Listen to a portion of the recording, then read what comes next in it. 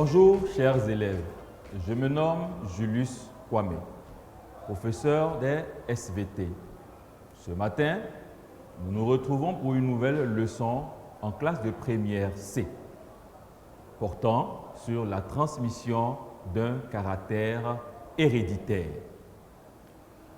Pour aborder cette leçon, je vous présente maintenant une situation d'apprentissage.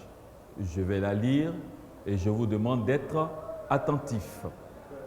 Des élèves de ton établissement, en visite dans une ferme agro-pastorale, observent des lapereaux et remarquent que ces jeunes animaux ressemblent à leurs géniteurs par l'aspect des poils ou par la couleur des yeux.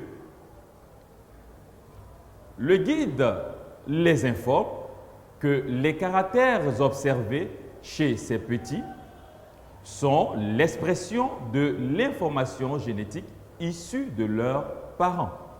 Étonnés, ces élèves veulent comprendre la transmission de ces caractères. Ils décident alors de s'informer sur les caractères héréditaires et d'expliquer la transmission d'un caractère héréditaire de l'ascendant au descendant. À partir de cette situation, quel est le constat que nous pouvons dégager? Nous pouvons dire que un caractère se transmet d'une génération à une autre. À partir de ce constat, posez le problème. Alors, le problème que nous pouvons poser est comment un caractère se transmet-il d'une génération à une autre?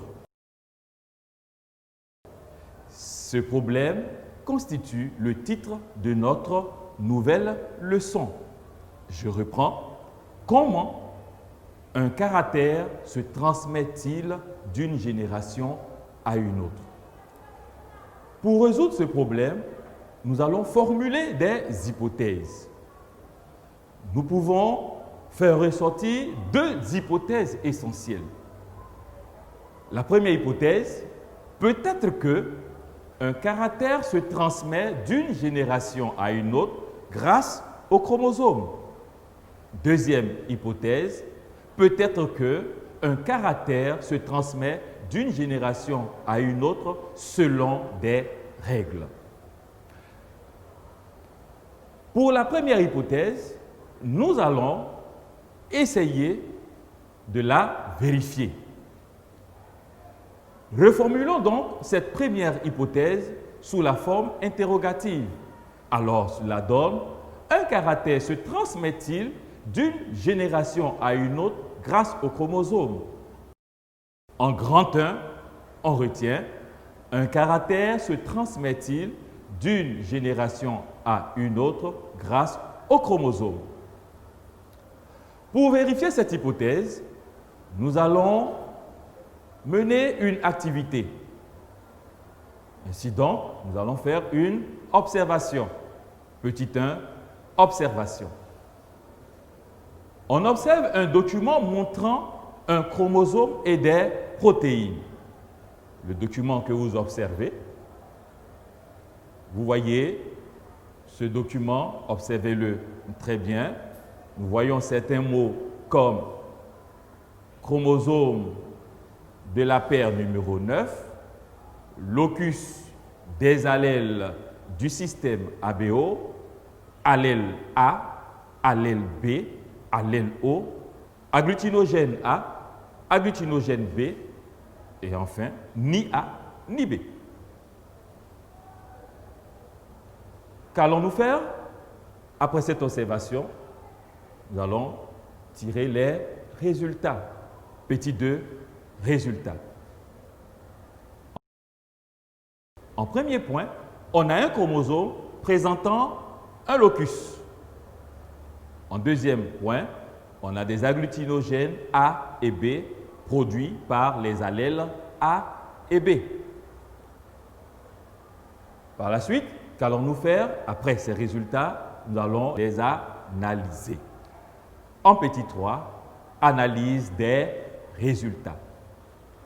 Le locus identifié sur le chromosome marque l'emplacement des allèles responsables de la production des agglutinogènes.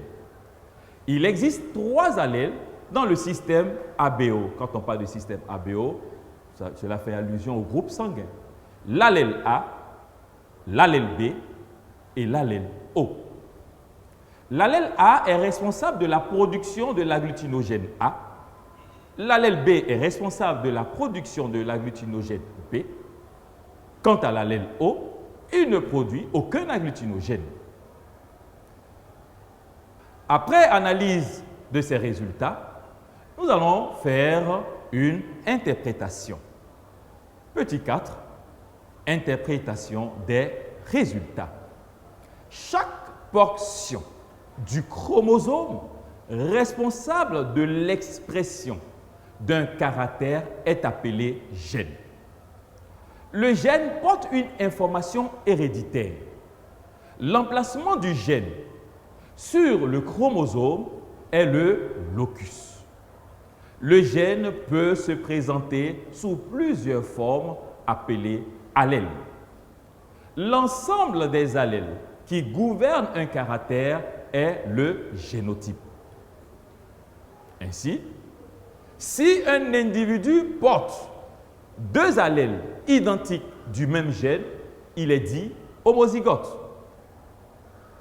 Par contre, si un individu porte 2 allèles différents du même gène, il est dit hétérozygote. Le caractère s'exprime sous une forme appelée phénotype. Exemple, I est rouge, I est brun pour le caractère couleur des yeux. Le phénotype est l'ensemble des traits apparents ou observables qui permettent de reconnaître et de décrire un individu. Que pouvons-nous retenir de cette première partie? Alors, en petit 5, conclusion. Un caractère se transmet d'une génération à une autre grâce aux chromosomes qui portent les gènes. Pour mettre fin à cette première partie, nous allons faire une activité d'évaluation.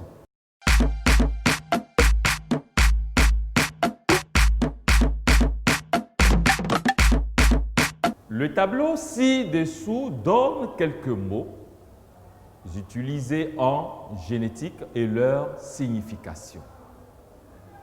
Vous avez sur un côté les mots qui sont homozygote, hétérozygote, gène et allèle. Dans l'autre colonne, vous avez des significations. La première signification, forme d'un gène occupant un locus sur un chromosome. Présence de 2 allèles différents d'un même gène. Présence de 2 allèles identiques d'un même gène. Et enfin, portion d'un chromosome déterminant un caractère. La consigne est la suivante. Relie chaque mot à sa signification.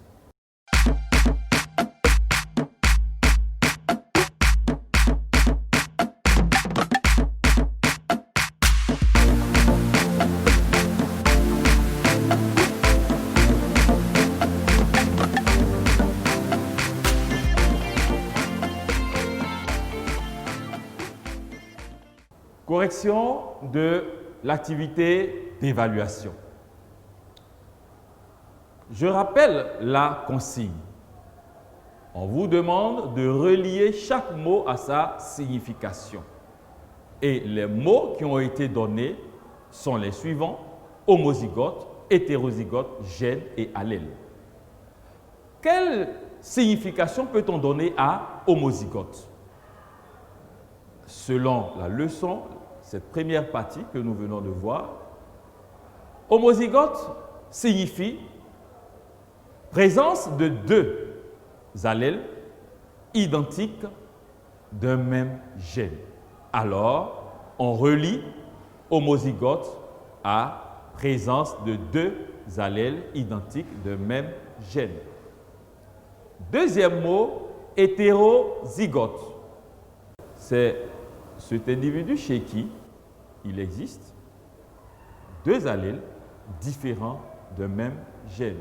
Alors, on va relier hétérozygote à présence de deux allèles différents d'un même gène. Troisième mot, le gène. Quelle est la signification du gène? Alors, le gène, c'est une portion d'un chromosome déterminant un caractère. Ainsi donc, nous allons relier gène à portion d'un chromosome déterminant un caractère. Enfin, allèle, selon la leçon, allèle signifie une forme d'un gène occupant un locus sur un chromosome. Ainsi donc, on relie allèle à forme d'un gène occupant un locus sur un chromosome.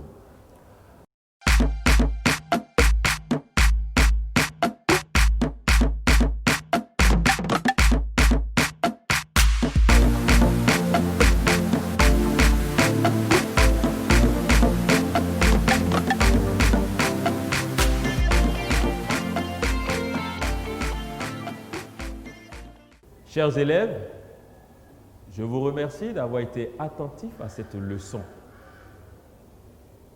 Nous nous retrouverons la semaine prochaine pour la suite du programme.